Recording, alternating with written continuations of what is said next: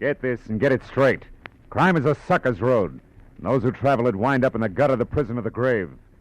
This time a nervous breakdown in a driving rain. A cape with a high collar and a tiny sliver of glass led me from the ballet and a beautiful dancer to the edge of a cliff and death. It happened like this. From the pen of Raymond Chandler, outstanding author of crime fiction, comes his most famous character in The Adventures of Philip Marlowe.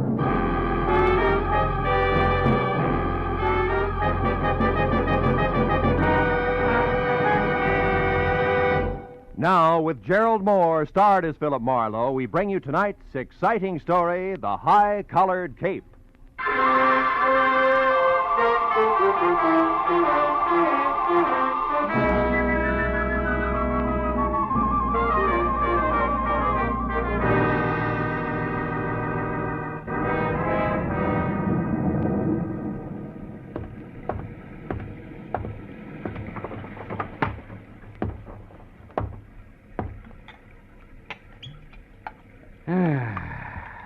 Nothing like a drink and a good book on a rainy night. And what a night. Oh, no. All right. Don't sprain your finger.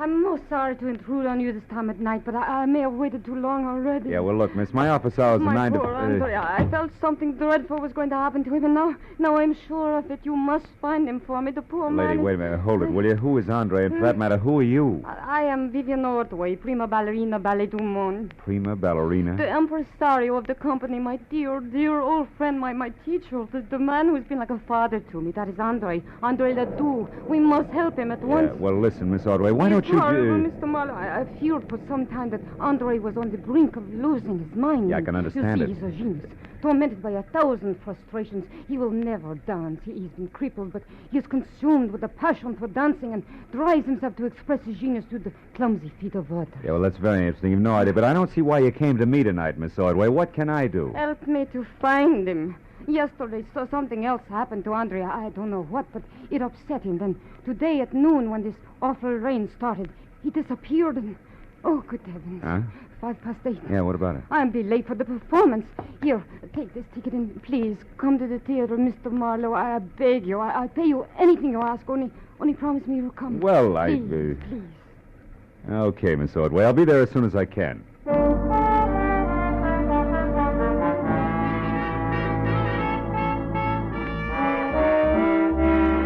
The ballerina swept out of my apartment like a frightened whirlwind.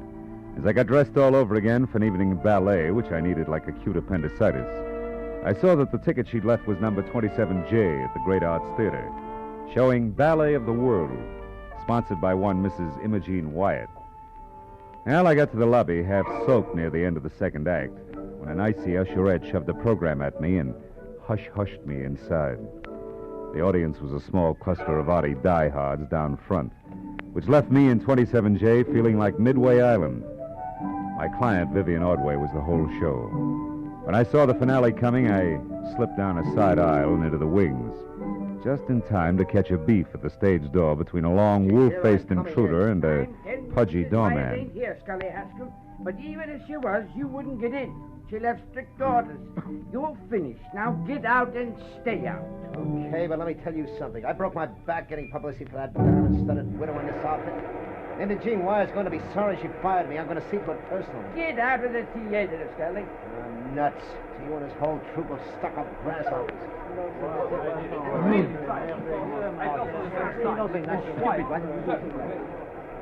Oh, Mr. Marlowe. Yeah. Here. Come this way to my dressing room. Tell me, have you heard from Andre Ledoux, Vivian? No, nothing. But I did remember something that may help. Oh? Andre once mentioned that he had a friend here in Los Angeles, a Mr. Baker, who lived at the Winthrop Arms, the Winthrop Hotel, the Winthrop something. Uh-huh. Come in, Mr. Marlowe. Thank you. Andre may be there. I'm grasping at straws, I know, but if his mind is gone and he is lost, oh, I'm so afraid for him. Oh, now take it easy, honey. Take it easy. Vivian, is there news of Andre? Oh, no, George, nothing. Mr. Marlowe here is going to find him for us.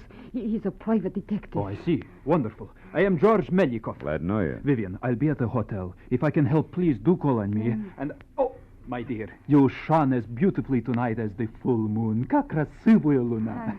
We mere stars were hardly visible beside you. До свидания, душа. Fast man with a compliment, huh? He's very sweet. Yeah, what hotel did he mean? The Wilshire Gardens, most of the ballet stay there. Oh. How about you, Miss Ordway? I have a house, a studio on Lookout Mountain, 857. 857. Yeah. Can I reach you there? No, I'm going to wait here in the theater. If Andre should remember and come back, I'd want to be here. He's a very sick man.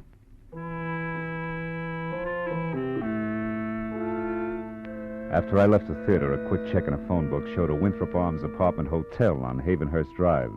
It's just below Fountain Avenue. And when I got there, I found the name Baker stuck over the mailbox to apartment 1A. I went inside and up to the door.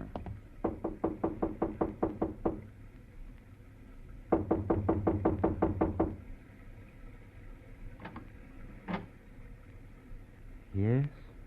Andre Ledoux? What do you want? Well, your friends at the theater are worried about you. My friends? I have no friends. George Melikoff's worried about you. George Melikoff, my friend, is worried about. So is Vivian Ordway. Oh, Vivian. Uh-huh. Oh, that dear child. What will become of her now? Well, what do you mean? What's happened? Who are you? Miss Ordway sent me to find you. She's waiting for you at the theater. Waiting at the theater? Why? Why? The ballet is finished. What's that? Mrs. Imogen Wyatt withdraws her support completely. There is no more Ballet du Monde. I'm penniless. And all our work has been for nothing. I tried to reason with her, but it was hateful. Afterward, I drove here on a dark street, the rain slashing, clawing at me. Rain. Andre, where's your friend, Mr. Baker? Hmm? This place is packed in mothballs. He is in Europe. It is all right that I am here. He sent me the keys long ago, said I could use his apartment and his car. I came here to be alone, to think. My head aches. Andre, what time was it when you left Mrs. Wyatt's yesterday? Do you remember? I can't remember. Only that it was dark. Very dark. And it was such a difficult drive. Tomorrow she will notify her lawyer to alter the papers and order that imbecile. I wish she were dead. You hear me? I wish that Imogen Wyatt were dead. What was that? Stay where you are.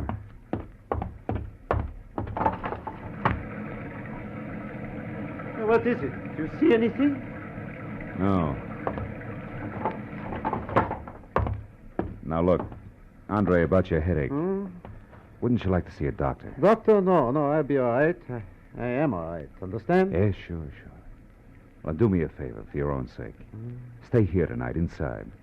I want to check a couple of things, and then I'll be back. Yes, I'll stay. Where else would I go now?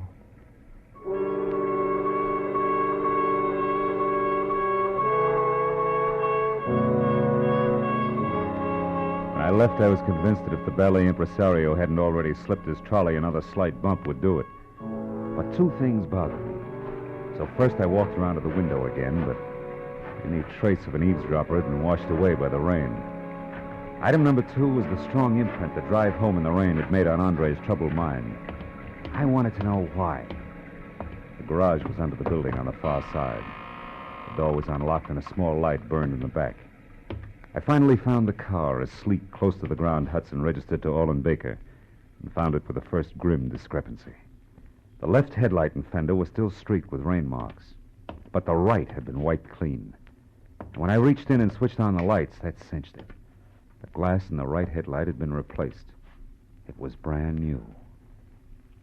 Hey there. What are you up to? Just testing my friend's car. I may borrow it. You the attendant? That's right. You in here last night tinkering around with this here car? No. Maybe it was Mr. Ledoux. He had it out last night. Oh, no, it wasn't him. That was somebody else. I heard a noise. See him when I come out of my back room there. This guy beat it. He took off like a scared turkey. He had a big black cape on with a high collar, flapping in the wind. You better watch it, old-timer. That stuff's getting your eyesight. Looked like a cape to me. Yeah? Well, I looked around, but I didn't see no harm done, so I went back to my room. What time was all this? Oh, way past midnight. Maybe 1, 2 o'clock. I didn't pay much attention. By the way, mister, careful of the nip. No, thanks. I'd like to use a phone. You got one? Oh, sure. Back in the corner. I'll show you. I'll find it. The call is personal. Do you mind? Me? Should say not. Help yourself, Sonny. I'm too old to even be curious.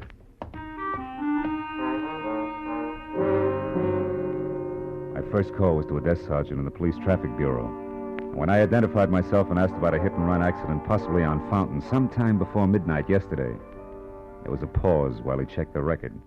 And then... On the button, Mr. Marlowe.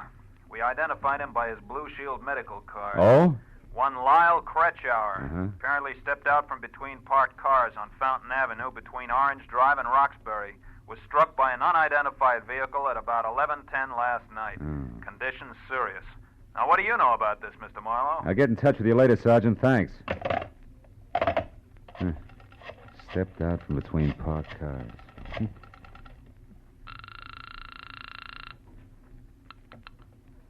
Great Arts Theater. It's Philip Marlowe. I want to talk to Vivian Ordway. Oh, hang on a second, Mr. Marlowe. She's right here. Okay. Have you found him? Is Andre all right? Yeah, for the present. But listen, Vivian, I got to talk to Imogene Wyatt. Where does she live? Mrs. Wyatt. Yeah. Beverly Hills. Let me think. It's 21 Cameo Terrace. 21 Cameo. Meet me there right away, will you? I may have a couple of rough answers for you, baby. But I'm still in costume. That doesn't matter. Oh, all right, I put something on over it. I'll be there just as soon as I can.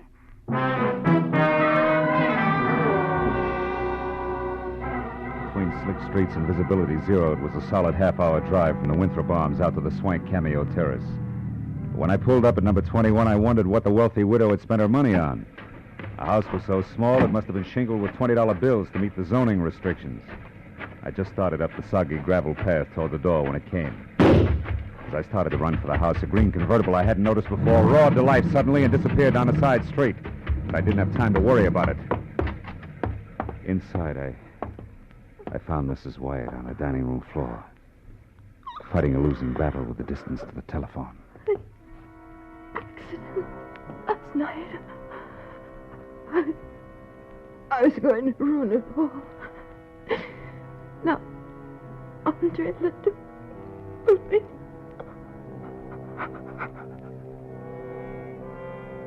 She was dead. I looked through the rest of the small and now silent house in a hurry, but found nothing more constructive than the rear door wide open. I got back to the living room just in time to see my client, Vivian Ordway, bizarre in a short, frothy ballet skirt and long white hose, standing in the front door. Something's wrong, isn't it? It's one way to put it. How'd you get here, Vivian? In the cab. What do you know that drives a green convertible? Green. Wait, Scully Haskell, a publicity man, but why? The guy I saw in a beef at the theater tonight. What's happened? Imogene Wyatt was just shot to death. That puts 2 items of business up on deck. First, a check call to Andre Ledoux. Andre? Why Andre? On the off chance that he can drive faster than I can. After that, a personal call on Mr. Haskell. You can fill that one in yourself. Marlowe, Andre he couldn't have We'll done... see. Now, hang on tight, baby. Let's get it over with.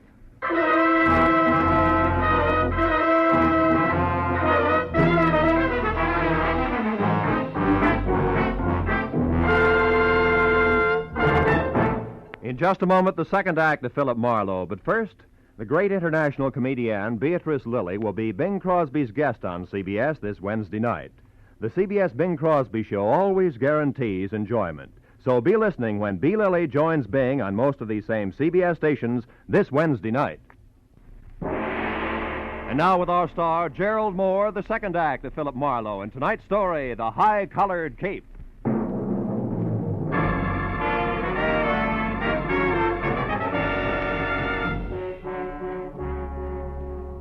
Made a cockeyed picture. A beautiful ballerina miles away from the stage, yet in full color-drenched costume and gaping through tear-streaked grease paint. It's sudden death. It's a good time for me to start checking up. Andre Ledoux, the high-strung impresario, was first. If he was still at the apartment, I could cross him off as having done it personally.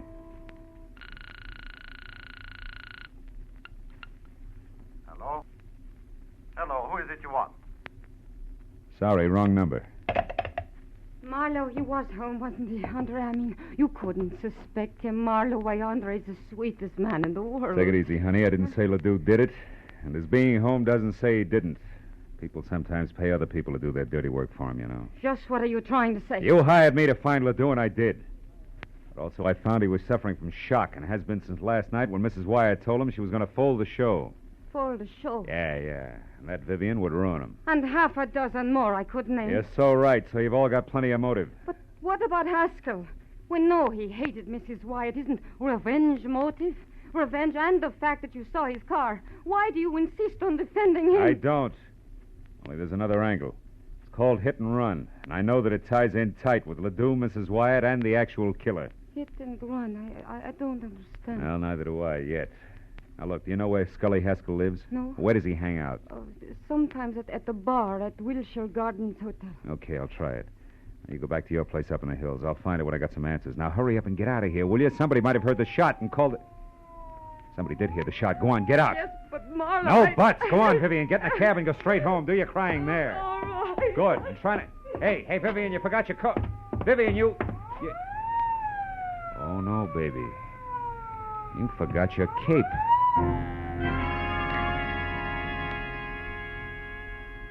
For a long second, I just held it tight and stared. High Elizabethan collar, enough gathered cloth to rig old Ironsides. It could have been what the garage attendant thought he had seen running away from the car Ledoux had used. But the garage attendant could have been mistaken, too. I told myself that leaping high to conclusions was strictly for ballet dancers. I jammed the cape into a small bundle and left via the service entrance just as the police sirened up. I took the Great Circle route back to my car, tossed the cape on the seat next to me, and drove fast to the bar at the Wilshire Gardens Hotel.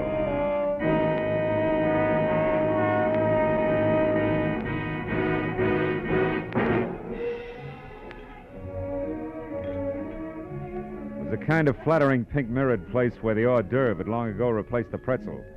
But Haskell wasn't in sight. And the only person around who could possibly be of any help to me was the delicate George Milikoff. Mr. Marlowe, have you seen Vivian? I am beside myself with worry. She's all right, Milikoff. She's not. I know. It is Monsieur Ledoux that she still worries about him. Yeah, him and a little bit more, George. Now, tell me, you know where I can find Scully Haskell? Why, yes, I do. He was just here for a drink. Where'd he go? You're being very brusque, Mr. Marlowe. Being very what? You're brusque. Yeah, well, now look, George. Without grand jetting out of your satin loafers, get this. There's been a murder, and Vivian's in it up to her pretty fluff skirt. A murder? How is Vivian concerned? Come on, Butch, let's get out of here. Where are we going, Mr. Marlowe? Out to my car where we can talk. The rain stopped. Come on. Over here. You said somebody was murdered. Who was that? Mrs. Wyatt. She was shot, and it might have been Haskell. Because she discharged him? Maybe. Or maybe something more complicated, like a hit-and-run accident that belongs to Ledoux, but somebody wants to cover. Does that make any sense to you? Here's the car. No. Should it? No.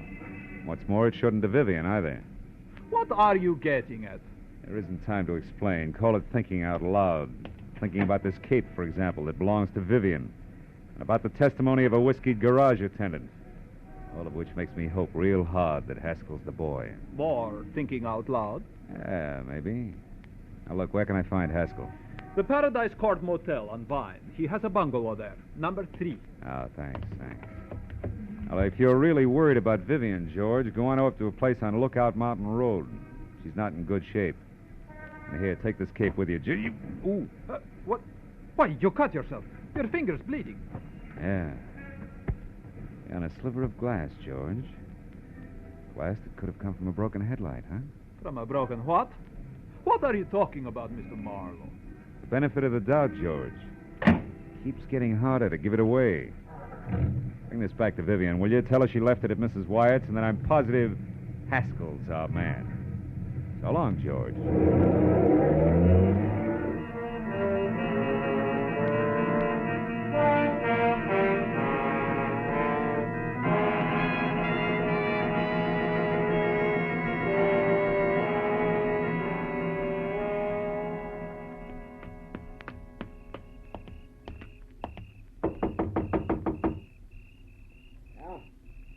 You, Nancy? Not quite. The name's Marlowe. I want to talk to you, Haskell. Don't waste your breath. skip chaser. I'm broke, and I'm going to stay broke until the 1st of next month. After that, you can get in line. Who are you fronting for, the finance company? Imogene Wyatt's dead, Haskell. What did you say it? What's the gun for? You lousy temper. Get back. Hey, wait a minute. I saw you at the theater tonight. Yeah, and I heard you, which puts me out in front. Now do we talk, Haskell? About what? Mrs. Wyatt's murder. You were sloppy. And you're off your nut. I didn't shoot her. I didn't even... Slips, huh, kid? Oh, I know she was shot. Doesn't prove I did it. Come on, why'd you kill Mrs. Wyatt? I did. How'd you know she was shot? Because it happened just as I got out of my car and started toward her place. I was going up there to read her off. The shot scared me away. Use your head, Marlowe. I was sore, but I didn't kill her. No, but interference on that hit and run you were covering was plenty of reason. What are you talking about, hit and run? Hit and run! Don't move, Haskell. Nuts. Come I on in, said Haskell. don't move! Congratulations, handsome. That's just what I had in mind. Close the door and stand still. Sure. Now what? The name's Nancy Connor. Occupation? Ex-friend of the unconscious. Don't look so worried, handsome. I'm on your side. I had something in mind exactly like that left cross you just threw. Is that cold, Yeah. What's your beef? I took this louse to a party with me last night, and he got so stinking drunk that I'm still apologizing to people. He was with you last night? Mm-hmm. Me and a couple of fifths of bourbon. From 8:30 till 5 a.m. And on Malibu. He never left? Not for a second. The loudmouth was positive. Nobody could get along without him. What's that got to do with you? Too much. Tell Haskell I'll be in touch, will you? I gotta run now. Oh. What are you looking at? It's just a program from the ballet, isn't it? Hmm? Yeah. Well, Haskell has them all over the place, after all. Yeah, sure. So? Hmm? Oh, so like I said, Nancy, I gotta run.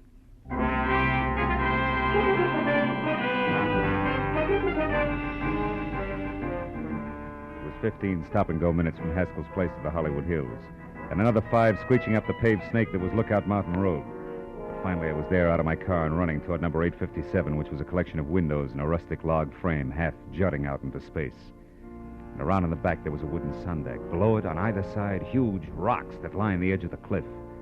Directly below, only the dark, bottomless canyon. On the end of the porch near me, there was a long flight of stairs. And I started up, one careful, noiseless step at a time. My hand tight around the 38. Suddenly, in the weak light of the thin slice of moon, I saw Vivian Ordway. Her back to the flimsy porch rail, her face an ugly knot of terror. Oh, George. And only inches away from her and brandishing the gun he'd used to kill Mrs. Wyatt was the half-crazed answer to everything. The delicate jaw, Melikov. It's too late, Vivian. Marlowe knows this cape was what the garage attendant saw. And do you know how? Because of a stupid little thing. A sliver of glass that was caught in it, which came from the broken headlight that the wearer of the cape replaced. The wearer who was covering up Andre Ledoux's hit-and-run accident so that he could have the pig where he wanted him. You're wrong, George. Marlowe was after Haskell. He thinks Haskell killed Mrs. Wyatt. He only hopes that. And he'll find out one way or another that the beautiful ballerina is guilty. Then he'll be forced to come back here after you. But, George, I'm not guilty. Of course you're not, Vivian. I am. The cape is mine, not yours. You only used it tonight. That's the only thing he doesn't know, and never will. Because you will have killed yourself after confessing to me. No. It's the only way, Vivian. You or me. But it's always been that way, hasn't it? Even in the ballet, where one or the other of us had to be starved. Too bad it wasn't I. Yeah, crying shame, Melikov. Get away from that rail, Vivian. He's going to the other end of the porch, Marlowe. He's going to jump with the ground there. Melikov, no!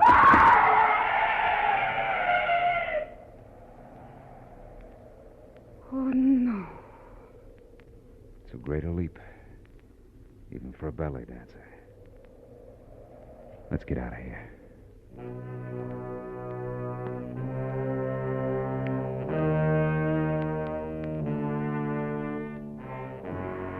A long time at police headquarters, but finally all concerned had made their statement. The law was more or less satisfied, and Andre Ledoux never knew he'd hit anyone, was cleared of hit and run. That left me and the ballerina driving to a friend's house, where she was going to spend the night. Phil, I know you must have had enough of questions and answers, but... But? Yes. The reason George killed Mrs. Wyatt. Well, you see, Vivian, it started last night when George went to see Andre Ledoux because he was so bitter about his part in the show being cut down. And that was when he saw Andre returning from Mrs. Wyatt, shaken up and half-dazed. And with a broken headlight and other signs of having hit someone, huh? Yeah. And from there, George thought fast, covered it all up, found out exactly what had happened from this morning's paper, probably, and waited. When you hired me tonight, he must have followed me to Ledoux's and overheard Andre tell me that Mrs. Wyatt was going to pull out. Oh, so he went to her, tried to stop her, and couldn't. Yeah. Anything else? Oh, yes. Oh, one thing. Oh, that's the house there, Phil, the white one. Oh, okay. What made you hurry back to my place from Haskell's motel when time meant so much? A hunch, honey. As I was leaving Scully Haskell's, I saw a stack of ballet programs on a table in his living room. The cover on it was very interesting. It features you and the picture of George, majestic in his high-collared cape. So that was it. Yeah. That was it. Good night, Phil. Oh, will you call me tomorrow sometime, please? I'll call you. Tomorrow, Vivian. Good. It's a nice night, Phil. And so good to be alive. Well, good night.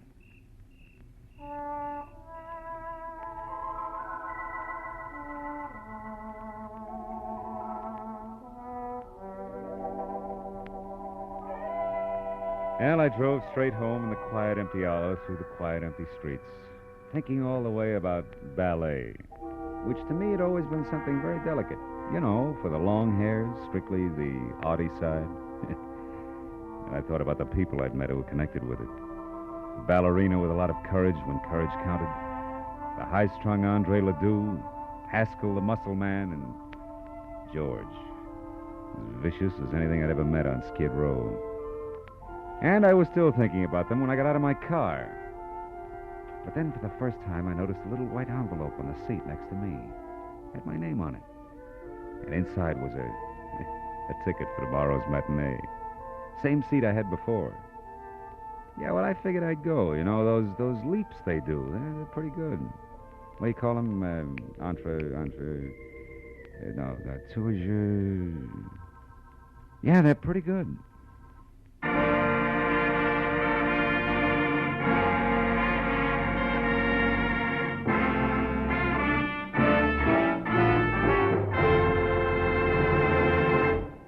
The Adventures of Philip Marlowe, bringing you Raymond Chandler's most famous characters, star Gerald Moore, are produced and directed by Norman MacDonald and are written for radio by Robert Mitchell and Gene Levitt. Featured in our cast were Georgia Ellis, Edgar Barrier, Elliot Reed, Lou Krugman, Wilms Herbert, and Michael Ann Barrett. The special music is composed and conducted by Richard Arant. Be sure and be with us again next week when Philip Marlowe says... This time it was a fishy horseplay from a red-headed beauty wild about ponies past a black-bearded sailor who bled to death on a racing form, to a neck-and-neck finish over a wandering seahorse worth $50,000. And you know what? I was the jockey.